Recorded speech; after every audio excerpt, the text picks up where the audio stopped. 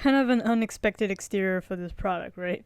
Well, today I'll be reviewing this massage gun by the brand Cotsoco. This is their updated 2020 version, the full-size massage gun. I do have their mini version in the works. I'll be reviewing that shortly. But for now, this is the 2020 updated version. But just a quick intro on massage guns. For those of you who don't know, they're basically used to help relieve some muscle fatigue. It can come from just having tight muscles from sitting in a chair all day in a desk as we work remotely, or it could be for athletes as well, as they have some tight muscles after a strenuous workout.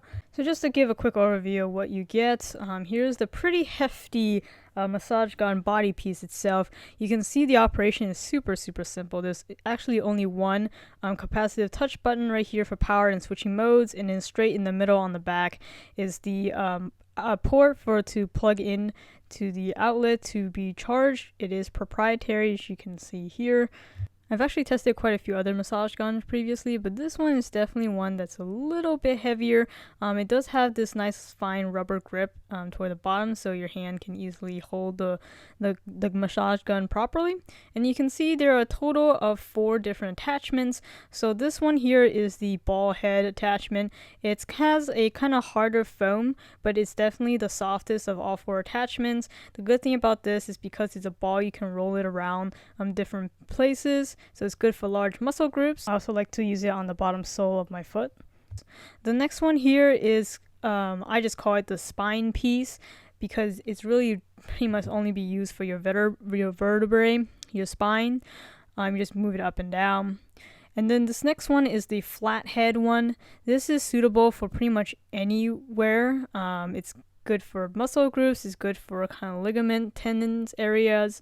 It's a very all-purpose attachment. And then the last one here, I call it the bullet head, because it's definitely for pinpointing very particular areas, so a very particular spot in the muscle, or again, maybe ligaments, joints, areas closest to the bone.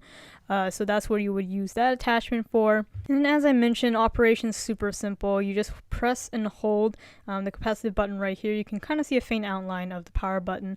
Then it will turn on and start at the first mode. This is the lowest vibration setting, and then you can do a quick tap on the same button to move it up to a 2. Same thing to the 3rd, 4th, 5th, and 6th vibration mode.